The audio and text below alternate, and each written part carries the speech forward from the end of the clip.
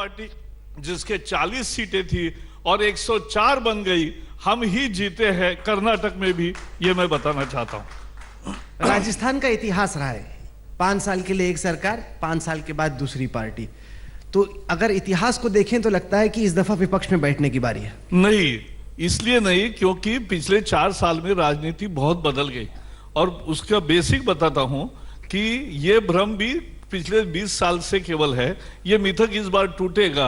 भैरव सिंह शेखावत लगातार 2 बार रहे, अब की बार भाजपा सरकार, ये निश्चित होने वाला है भाजपा फिर से।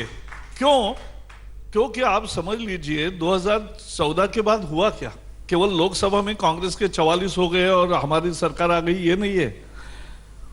कांग्रेस 16 राज्यों में थी, 4 राज्यों में सिमट कर रह गई, और बीजेपी 6 राज्यों में थी, बढ़कर 19 राज्यों तक हो गई।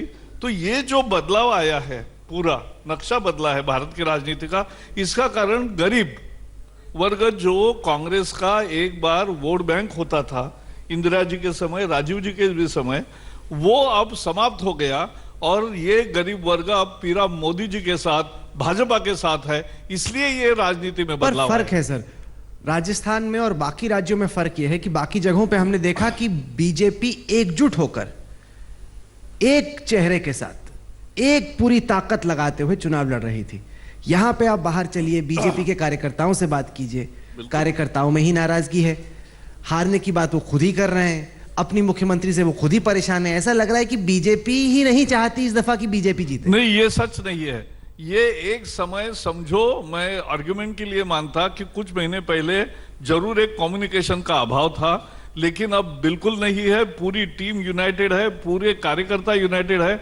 हमने 10 लाख कार्यकर्ताओं ने 1.5 करोड़ घरों में 2, 3, 4 नवंबर को गए, और कल भी हम कमल दिया अभियान कर रहे हैं। कल लाखों कार्यकर्ता, आप भी यहाँ रहते हो तो मैं वहां आके ऐसा एक दीवा लगाने का काम है कल, तो वो दिया जलाने का काम हम एक नई दिवाली कर रहे हैं कि चुनाव भी एक तो त्योहार है, चुनाव भी तो एक दिवाली है, तो इसलिए ये भी हम करेंगे। और 3, 4, 5 3 दिन हम फिर से 2 करोड़ घरों में जाएंगे, और सबको फैमिली की पर्ची देने का कार्यक्रम, लाखों कार्यकर्ता जाते हैं, पूरी तैयारी हो गई। तो एकजुटता से बीजेपी जुटी है। नहीं, पर हमने देखा दिल्ली में, हमने देखा बिहार में, आपका बूथ मैनेजमेंट संगठन बहुत मजबूत है और टाइट फाइट में ये मदद भी बहुत देता है, लेकिन जब जनता ही खिलाफ हो जाए तो ये सब चीजें मजा नहीं। लेकिन इस बार तो जनता खिलाफ नहीं है, क्योंकि जैसे हमारे कार्यकर्ता भी लोगों तक पहुंचे तो लोगों को इतना बेनिफिट मिला। देखो, ये समझने लायक है, एक राज्य में इतनी बेनिफिशियरी की संख्या मैंने तो शायद ही कहीं देखी, क्योंकि एक राज्य सरकार की योजना, भामाशाह स्वास्थ्य योजना, 24 लाख पेशेंट्स को मुफ्त इलाज मिला है। वो हमेशा धन्यवाद राजस्थान सरकार यही कहते हैं। जिनको 11 लाख लड़कियां जन्मी पिछले 2 साल में, राजश्री योजना के तहत 2,500 रुपए पहले वर्ष में जन्मते ही, 1 वर्ष पूरा होते ही 2,500 रुपए, स्कूल में प्रवेश लेकर 5,000 रुपए, 5वीं पास होने पर 5,000 रुपए, और 10वीं पास होने पर 10,000 रुपए, और 12वीं पास होने पर 25,000 रुपए।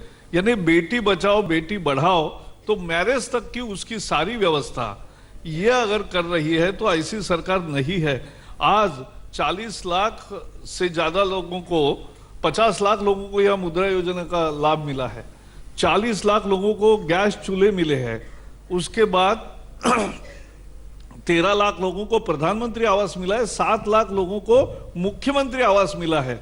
तो ये वास्तविक आंकड़े हैं, लोग बोलते हैं, जिनको मिला है वो समझता है। 50 लाख महिलाओं को 100 रुपए में मोबाइल फोन मिला है, 50 लाख, अभी तो कल तक का आंकड़ा है, 55 लाख महिलाओं ने ले लिया है, 100 रुपए में मोबाइल मिल रहा है, और उसके सारी महिलाएं एम्पावर्ड होती है, उससे कम्युनिकेशन उनके हाथ में आता है।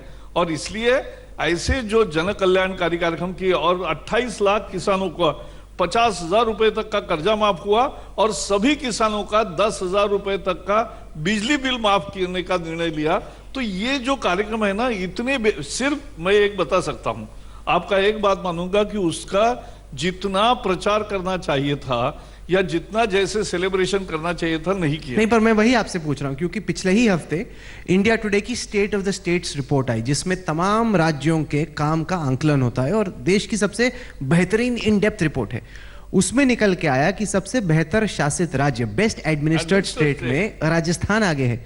लेकिन आप मेरे साथ सड़कों पे चलिए, गांव में चलिए, लोगों से बातचीत कीजिए, उनमें नाराजगी है। नहीं, तो आपकी कुछ बात तो सही है कि आपने काम किया है, लेकिन जनता नहीं मान रही कि आपने काम किया है। उदाहरण देता हूं, 5,000 एक ऑर्डर से 5,000 गांव के स्कूल्स जो 10वीं तक थे, जहां स्कूल वो एक दिन में 12वीं तक करने का निर्णय किया और उसमें टीचर्स के अपॉइंटमेंट हुआ, 2 रूम ज्यादा कक्ष बने।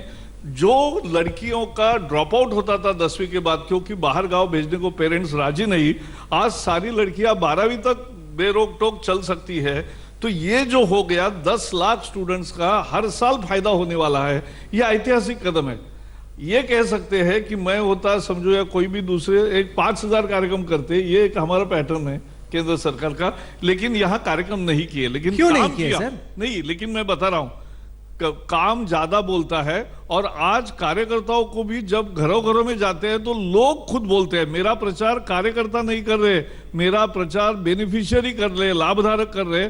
यही तो राजस्थान सर, पर ऐसा कहा जाता है कि प्रधानमंत्री नरेंद्र मोदी बहुत अच्छा बोलते हैं, बहुत मेहनत करते हैं और मार्केटिंग के माहिर हैं। थोड़े से टिप्स वसुंधरा राजे को भी दे देते। नहीं, आप मुझे लगता है लर्निंग कर्व पे हर एक कोई होता है। अब की बात जब आएगी तो देखेंगे आप कि और बहुत बदलाव। सरकार चला ली, अब तक नहीं सीखा तो कब सीखेंगे? नहीं, सीखते हैं। कभी कभी विपक्ष में रह के कांग्रेस को काफी सीखने को मिला। एक बार हमारी विपक्ष की टर्न हो गई है, अब लड़ाई बारी बारी से बीजेपी आएगी क्योंकि देश बदला है, वोटर बदला है, कांग्रेस दिल से उतर गई है।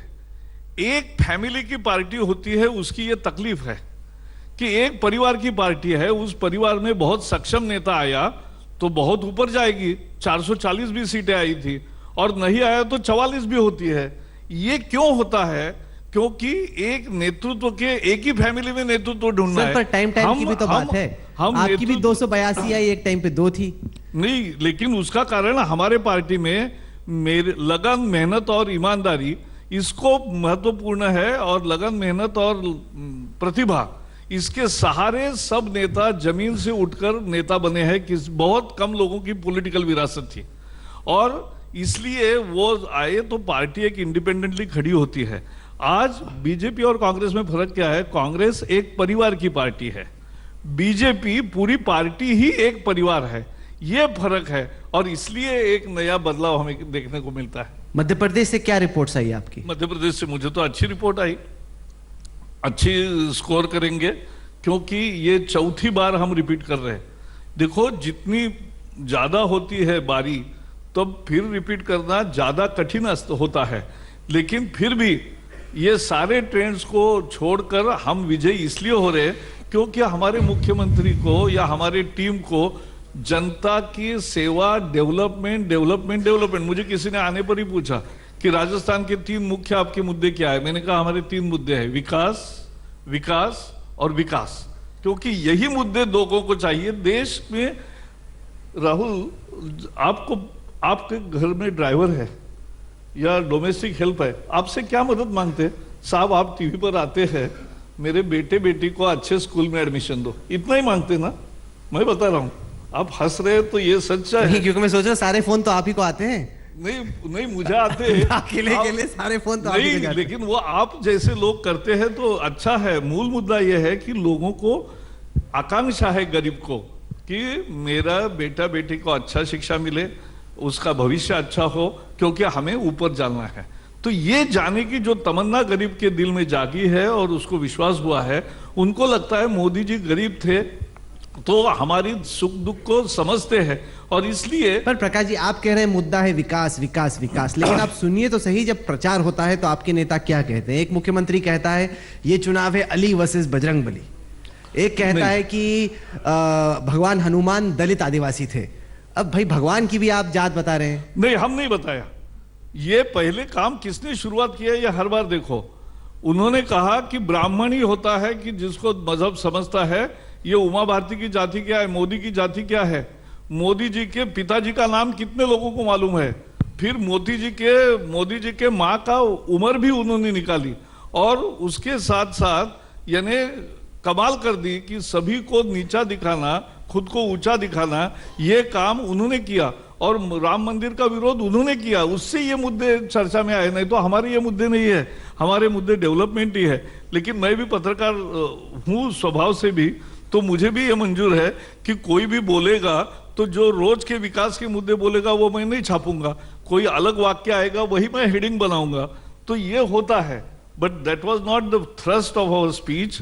Our speeches are development oriented और विकास का कार्यक्रम करके। आज कांग्रेस का घोषणा पत्र अभी आया, घोषणा पत्र में हमारी नकल है, और नकल है, उससे ज्यादा उसका दिमाग भी नहीं लगा, अप्लाई किया है, किसी एजेंसी को आउटसोर्स किया, इसलिए उन्होंने वैसा दिया, वैसे का वैसा घोषित किया।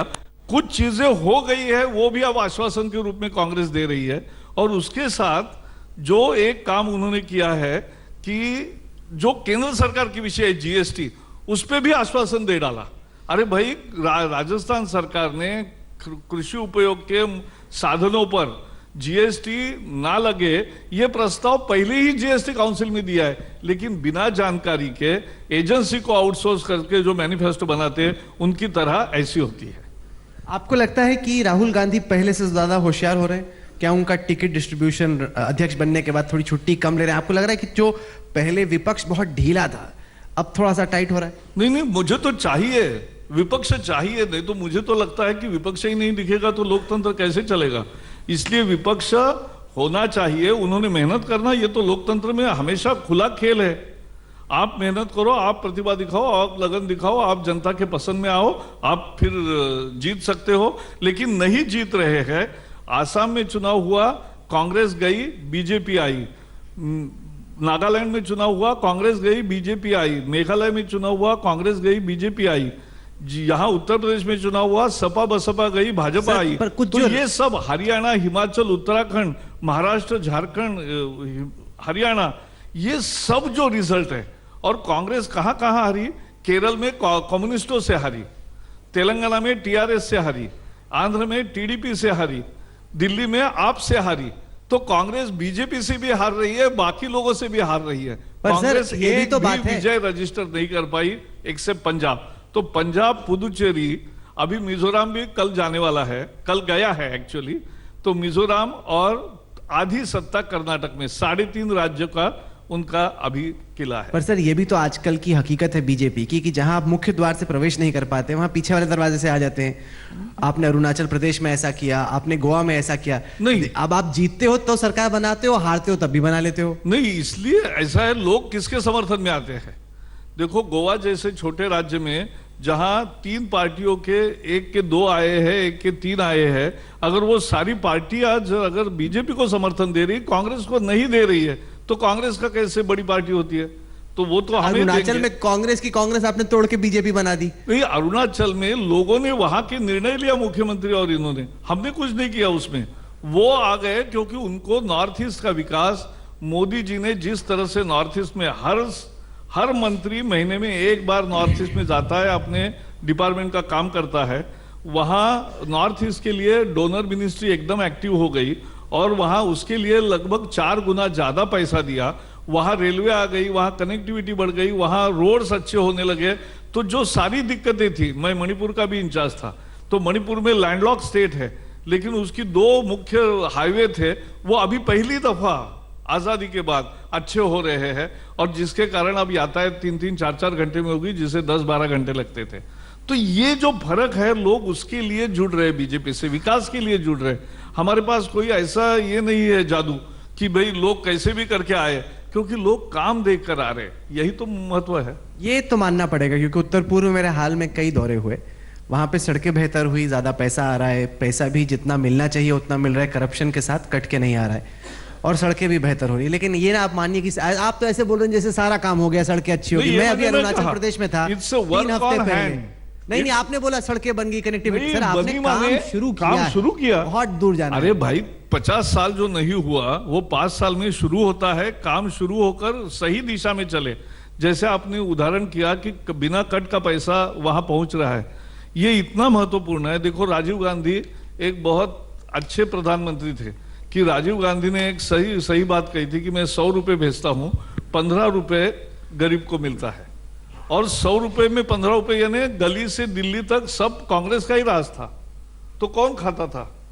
तो वो उन्होंने ही इशारा किया, इसलिए गरीब को वो प्यारे भी हो गए कि भाई ठीक है, ये कोई तो हमारी बात कहने वाला पर है। सर आप ऐसे लेकिन कहते हैं करप्शन के बारे में, नहीं, आप चलिए बाहर, आपको लगता है किसी बिजनेसमैन से बात कीजिए, आप उससे पूछिए कि करप्शन क्या मोदी राज में खत्म हो गया है?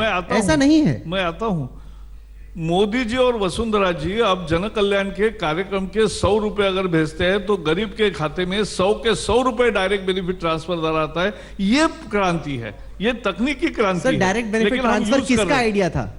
आइडिया का ना, ये टेक्निकल टेक्नोलॉजी का आइडिया है। ये टेक्नोलॉजी किया तो मनमोहन सिंह ने ना, और तो किया तो उसको अमल में लाया हमने। उनको आज 4 लाख करोड़ की धनराशि 400 स्कीम की उतने सब खातों में जा रही है। कांग्रेस क्यों नहीं कर पाई? उन्होंने आधार शुरू किया, यही तो कांग्रेस की विशेषता है। आधार उन्होंने शुरू किया, अब आधार के विरोध कर रहे। उन्होंने सुप्रीम कोर्ट का विरोध कर रहे। ईवीएम उनके काल में शुरू हुआ, अब ईवीएम पर नाच न जाने आंगन टेढ़ा, सर ईवीएम का विरोध करते हैं। कांग्रेस की विशेषता है या राजनीति की हकीकत? जब बीजेपी विपक्ष में थी तब ईवीएम आपको भी अच्छा नहीं लगता था, आपके वरिष्ठ नेता एल.के. आडवाणी गए इलेक्शन कमीशन के खिलाफ, जीवीएल नरसिम्हा राव ने किताब लिखी, अब वो आके ईवीएम की डिफेंस करते हैं, जब विपक्ष में बैठे थे तो मुखालफत करते थे। ये तो आप क्या कहते हैं ये डिपेंड करता है कि आप पार्लियामेंट में कहां बैठे हैं। नहीं, मैं आपको बताता हूं, आपके चैनल पर उस समय भी मैं आया था। यानी मेरी तो इंडिविजुअल पहले से है, I believe in technology, I believe in science. और अगर साइंस एक है तो हम पुराने तरीके से जाए और वापस बैलेट करें, वो भी एप्लीकेशन सुप्रीम कोर्ट ने अब खारिज कर दिया, तो वो नहीं रहा है। तो ये ऐसी मानसिकता दर्शे है कि अरे आप जीतो, हमें कोई ऐतराज नहीं, लेकिन जीत नहीं रहे हो इसलिए ईवीएम रद्द करो, इसलिए आधार रद्द करो, इसलिए डीबीटी रद्द करो। अब ये यूरिया है, तो यूरिया ये नीम कोटेड करना, ये कांग्रेस के जमाने में शुरू हुआ कार्यक्रम, लेकिन 10 साल उन्होंने 18% केवल नीम कोटिंग किया। अभी वो कह रहे थे सुरजेवाला जी आपसे पहले कि 47% वो करके गए, उसके आगे आपने किया। 17% किया, वो आंकड़ा केवल गलत हो गया, 7 करेक्ट था, 4 नहीं था, 1 था, तो 17% उन्होंने किया और परमानेंटली उतना ही किया। हमने आगे चल के पूरा यूरिया नीम कोटिंग 100% किया, उसके कारण खाद कम लगता है, जमीन की तबीयत बिगड़ती नहीं है, फसल थोड़ी ज्यादा आती है। तो ये तीन फायदे होते हैं किसान को। और जो केमिकल फैक्ट्री में कालाबाजारी होके 10,000 करोड़ का किसान के नाम पर सस्ता यूरिया वहां जाता था, वो डाइवर्शन रुक गया क्योंकि अब केमिकल फैक्ट्री में यूज मेरे पास ये सूची है जो बागी खड़े हैं, भाजपा के इतने सारे बागी तो मैंने कभी देखे नहीं। ऐसा लग रहा है कि क्योंकि अमूमन अमित शाह की खासियत रही है कि वो बागियों को बैठा देते हैं बातचीत करके, साम दाम दंड भेद करके, कि मतलब तुम हमारी पार्टी को नुकसान ना पहुंचाओ, बैठ जाओ, अपना नामांकन वापस खींच लो। राजस्थान में कर ही नहीं पाए। नहीं, मैं बताता हूं, ये सच है कि हमारे यहाँ बगावत बहुत ज्यादा नहीं है, कांग्रेस से कम है, लेकिन सब बराबर की है। मेरे पास कांग्रेस की भी सूची है। हाँ, बगावत तो आपके यहाँ पे काफी भारी भरकम है। हाँ, तो मैं बताता हूं, क्योंकि जो सत्ता में आएगा वही तो होगी ना, जो सत्ता में नहीं आएगा उसके वहां बगावत कहां होगी? भीड़ तो हमारे यहाँ थी, तो बराबर की भीड़ है। तो नहीं, इसमें मुद्दा यह है कि ये जो बगावत हुए उसमें से सैकड़ों लोगों ने नाम अपने वापस लिए और आज भी अनेक लोग रिटायर हो रहे हैं। केवल जो मंत्री और विधायक थे जिनको बात करने के बाद भी उन्होंने कहा नहीं हम चुनाव लड़ेंगे, उनको हमने तुरंत पार्टी से निष्कासित किया। तो आपके तो मंत्री ही चुनाव लड़ रहे हैं, तीन 4 है, 4 मंत्री, आप 3 कह रहे हो, 4। तो वही तो मैं कह रहा हूं, इनको कहां रोक पाया? तो नहीं हर एक को रोकना संभव नहीं है, उनको जनता रोकेगी, क्योंकि जनता ही आखिर सरपंच है। इस आपका ये जो है आज की पंचायत, ये पंचायत किसकी है? ये जनता की है।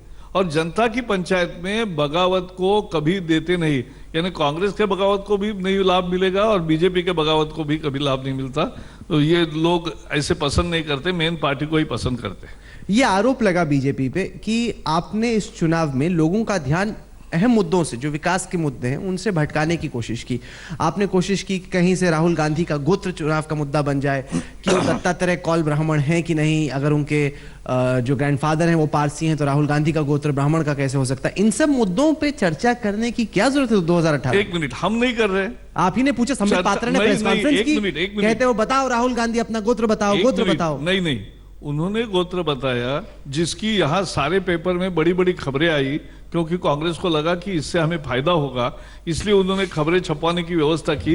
ये अगर प्राइवेटली आप किसी मंदिर में जाते हो, मंदिर में आपके घर के फैमिली के नाम पूछते हैं, तो आप बताते हैं, तो वो कोई न्यूज नहीं होती। न्यूज हुई कैसे? वहां तो पत्रकार नहीं थे, लेकिन कुछ पत्रकार थे और बाकी दिया न्यूज। तो न्यूज दिया इसलिए कि उनको लगा राजनीतिक लाभ होगा। अब दाव उल्टा पड़ गया, क्योंकि लोगों ने पूछा कि फिर तो सोशल मीडिया अब एक बड़ी सिटीजन जर्नलिज्म, ये जैसे एक बहुत महत्वपूर्ण उभर के आ रहा है आयाम, वैसे ही अब सोशल मीडिया एक बहुत बड़ा प्लेटफॉर्म बन गया। लोगों ने ये सब निकाला कि गोत्र कैसे तय होता है। भाई पिताजी के तरफ से आता है, पिताजी के पिताजी से आता है, उनके पिताजी से आता है, तो पीढ़ियां दर पीढ़ियां चलती है। इसमें बीच में अगर मजहब बदल गया तो वो गोत्र नहीं रहता है, क्योंकि ये लाइनेज क्या है वो देखते हैं, ऐसा लोग कहते हैं। यह हमारा विषय नहीं है, हमने कभी इस विषय पर कभी चर्चा नहीं की। सर, आपके राष्ट्रीय प्रवक्ता ने बीजेपी के मुख्यालय में बैठ के प्रेस कॉन्फ्रेंस की, आप कह रहे हैं आपने चर्चा नहीं की। एक दिन हमारे लोगों ने, जब इन्होंने गोत्र बताकर इतनी बड़ी उससे पहले बात किया, नहीं पहले माने आपने पूछा राहुल गांधी गोत्र बताओ, उसने बता दिया, फिर आप बोले क्यों बताया इसने? नहीं, ऐसा नहीं हुआ, बात एकदम सीधी है। अच्छा, ये जैसे राम मंदिर का मुद्दा आया, राम मंदिर का मुद्दा मुझे बताइए। हमने तो निकाला नहीं था, क्योंकि हमारे लिए वो आस्था का विषय है। हमारी भूमिका स्पष्ट है कि जहां राम मंदिर बना है, रामलला जहां पैदा हुए हैं, वहां राम मंदिर बनना चाहिए और बनेगा, यह हमें विश्वास है। अभी सुप्रीम कोर्ट में है, तो उनके द्वारा ये बनेगा, यह हमें पूर्ण विश्वास है। अब क्या हुआ, थरूर ने कहा गुड हिंदू बैड हिंदू। थरूर ने कहा कि जो अच्छा हिंदू है वो वहां मंदिर नहीं चाहेगा, इससे विवाद पैदा हुआ। तो हमने कहा कि सभी हिंदू चाहते हैं, और अच्छे बुरे ऐसे हिंदू में या किसी में भी हम भेद नहीं करते। सभी देश के 130 करोड़ लोग देशभक्त है, 130 करोड़ लोग ये देश के लिए काम करते हैं, और 130 करोड़ लोगों का भरोसा हम पर है, और 130 करोड़ लोगों को न्याय देना ये भी हमारा काम है। ऐसा कहा जाता है कि राजनीति में एक चेक एक बार आप इनकैश कर सकते हैं। अभी पिछले वीकेंड पे हमने देखा कि वीएचपी का, शिवसेना का बड़ा कार्यक्रम हुआ अयोध्या में। लोगों ने कहा 5 लाख लोग आएंगे, 7 लाख लोग आएंगे। जब लोग आए तो कुछ हजार लोग आए। आपको लगता है कि कहीं ना कहीं जितना बीजेपी को लगता है कि राम मंदिर के मुद्दे को भुनाया जा सकता है चुनाव में, अब वैसा है नहीं, वो चेक कैश हो चुका है? मेरा कहना है ये सिमिलीज जो है, तुलना जो उपमा होती है, हिंदी में क्या कहते हैं मुझे पता नहीं, लेकिन जो तुलना होती है, जो उपमा होती है, जो एक सिमिली दिखाते हैं, वो एक उदाहरण होता है, वो कोई संपूर्ण सत्य नहीं होता है। तो हमें ये समझना चाहिए एक बार ही कैश होगा और नहीं होगा वो नहीं मैं जाता हूं।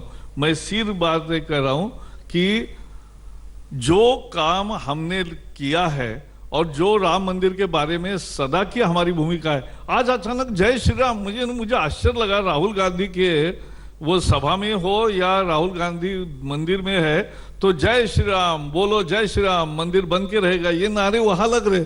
मैंने देखा, मैंने पूछा अरे कोई बीजेपी के कार्यकर्ता तो नहीं है ना, गए, लेकिन नहीं। अब क्योंकि कांग्रेस के मन में भी ये था, कार्यकर्ताओं के मन में, लेकिन नेता परमिशन नहीं देते थे। कोई हिंदुइज्म पे मोनोपोली थोड़ी है बीजेपी। तो हमने कहा अरे आप करो, लेकिन लोग समझते हैं चुनावी परिक्रमा कौन सा है। राहुल गांधी का सबसे बड़ा दिन कौन सा आज तक के इतिहास में, उनके पर्सनल जीवन में? मुझे लगता है राजनेता है तो उनके जीवन का सबसे बड़ा दिन जो कांग्रेस के अध्यक्ष बन गए, ये सबसे बड़ा दिन है। क्या दिल्ली में वो किसी गए मंदिर में? क्या दिल्ली में किसी चर्च में गए? क्या दिल्ली में किसी मजार पर चादर ओढ़ी?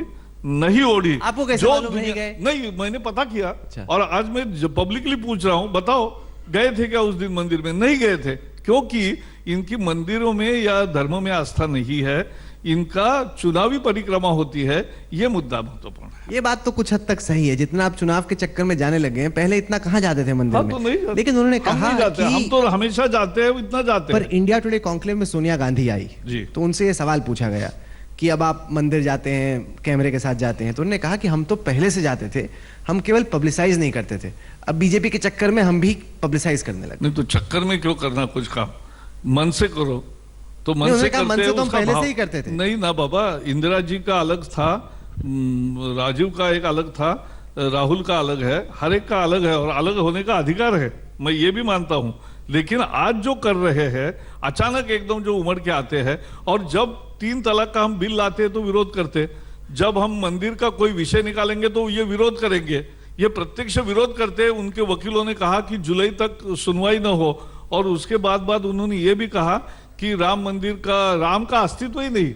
2006 में जब राम सेतु का विषय निकला तोड़ने का, तब सुप्रीम कोर्ट के सामने कांग्रेस का, सरकार का हलफनामा है कि राम एक काल्पनिक पात्र है, वो कोई व्यक्ति नहीं थे, वो कोई ईश्वर नहीं थे, और वो राम ये एक कथा कल्पना है, इससे ज्यादा कुछ नहीं है। ये उनकी ऑफिशियल भूमिका है। पर सर, ये हम बीजेपी में तो देखते हैं, जैसे आपने ट्रिपल तलाक का जिक्र छेड़ा, जब ट्रिपल तलाक पर सुप्रीम कोर्ट का फैसला आता है तब आप चाहते हैं कि मुस्लिम समुदाय उसको एक्सेप्ट करे, कबूल करे और फौरन इंप्लीमेंट करे। लेकिन उसी तरीके से जब सुप्रीम कोर्ट का ही सबरीमाला पे फैसला आता है तब बीजेपी उसके खिलाफ हो जाती है। जिस दिन फैसला आता है उस दिन मेनका गांधी उसका स्वागत करती हैं कि महिलाओं के सशक्तिकरण के लिए बहुत बड़ा दिन है, और केरल में आपके जो अध्यक्ष हैं उनका ऑडियो टेप होता है कि इस मुद्दे को राजनीतिक फायदे के लिए भुनाओ, जितने आंदोलन कर सकते हो करो। पहले तो ये बीजेपी ने आंदोलन नहीं किया, पहले आपका टेप आया सर, मैं बता रहा हूं, क्रम भी बता रहा हूं ना। सुप्रीम कोर्ट का फैसला आया, पहले दिन के लोगों के रिएक्शन आए, रिएक्शन के बाद वहां भक्तों का एक बहुत बड़ा आंदोलन धीरे धीरे शुरू होता गया और बहुत बड़ा बन गया। आज केरल के कम्युनिस्ट सरकार जो पहले कह रही थी कि नहीं हम नहीं सुनेंगे और हम कैसे भी करके सबरीमाला में सुप्रीम कोर्ट के निर्णय का फैसला करेंगे, वो आज अभी केरल सरकार ने रिक्वेस्ट किया है कि इसमें से कोई रास्ता निकालो। और दूसरा, ये सुप्रीम कोर्ट के निर्णय का जो बोलते हैं, सुप्रीम कोर्ट ने मस्जिद पर बड़े लाउड स्पीकर नहीं होने चाहिए क्योंकि लोगों को तकलीफ होती है, ये भी कहा, उसका कहाँ अमल हुआ है? पर सुप्रीम कोर्ट उन्होंने- की सुनेंगे तब सुनेंगे जब सूट करे, वरना नहीं सुनेंगे। नहीं, हम तो हमेशा ही सुनते हैं, लेकिन ये सबरीमाला का निर्णय जनता ने नहीं स्वीकारा, केरल में विशेषता, और कर्नाटक और थोड़ा आंध्र प्रदेश में, क्योंकि तेलंगाना से वहां से ज्यादा लोग आते हैं, तो भक्तों ने जिसका विरोध किया तो उसमें हम कुछ नहीं, हमने फिर भक्तों का बात को इस तरह से थोपा नहीं जाता, भक्तों को कन्विंस करो। तलाक का मुद्दा भक्तों का नहीं है, जिस पुरुष ने महिला पर अन्याय किया है उसको कैसे आप भक्तों के साथ तुलना करोगे? नहीं हो सकता। तो ने विरोध किया और बीजेपी को लगा केरल में अब तक हमारी राजनीतिक रोटी सिक नहीं रही, ये मौका है, भुना दो, माहौल बना दो, सीपीएम को चित कर दो।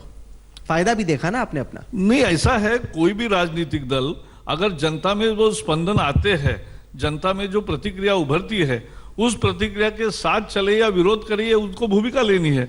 हमने साथ चलने का फैसला किया तो कोई गलत नहीं फैसला किया। सर, ये एक सवाल खड़ा हो रहा है कि जब चुनावी सभाएं हो रही हैं, जब भाषण हो रहे हैं, तो बार बार बीजेपी कह रही है कि राहुल गांधी के पिताजी ने क्या किया, उनकी नानी माँ ने क्या किया। वो कह रहे हैं भाई यहाँ पे देखिए तो सही कि ये परिवार के चक्कर में आप क्यों पड़े हैं, बताइए आपने क्या काम किया। पहले तो ये हमने राजस्थान में खासतौर से हम देख रहे हैं। एक मिनट, पहले तो हमारे, मैंने तो देखा नहीं और हमारे किसी नेता का ऐसा बयान नहीं है कि आपने माता पिता ने क्या किया, आपने इसे क्या किया।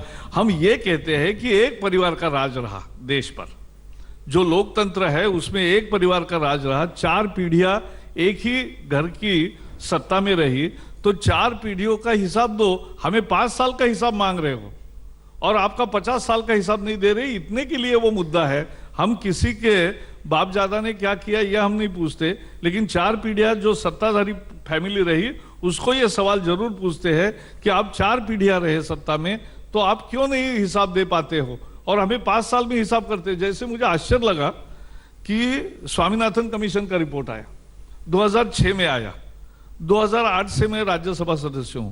मैंने हर साल सवाल पूछा कांग्रेस के सरकार को कि क्या स्वामीनाथन कमीशन की लागत मूल्य प्लस 50% ये सिफारिश मान्य करोगे क्या?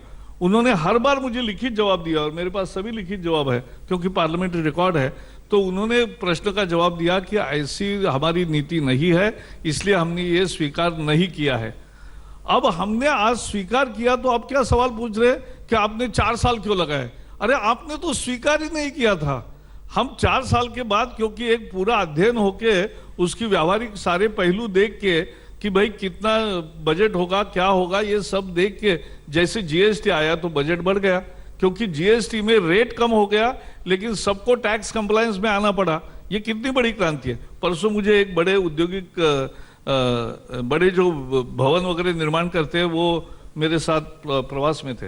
उनके 6,000 वेंडर थे, 60,000 वेंडर। तो 60,000 वेंडर में से केवल 10-15 हजार केवल रजिस्टर थे वैट में, लेकिन आज 60 के 60,000 हो गए। तो ये जो बढ़त आया है, आज 3 कोटी इनकम टैक्स पेयर्स थे, आज 7 करोड़ हो गए।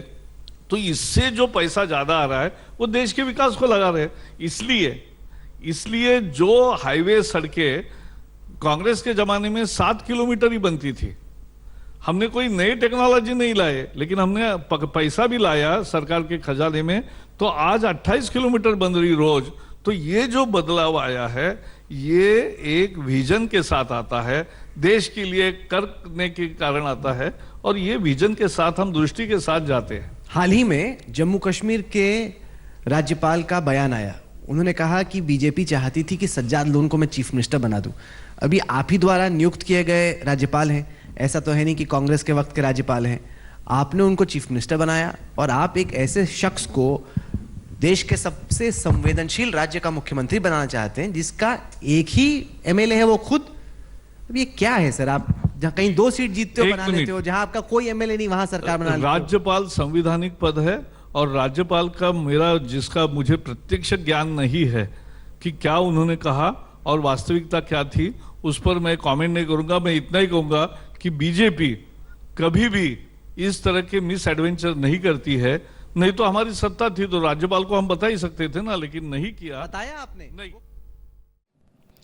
लेटेस्ट खबरों के लिए यूं ही देखते रहिए आज तक, और इस वीडियो के पसंद आने पर लाइक, शेयर एंड सब्सक्राइब करना ना भूलें।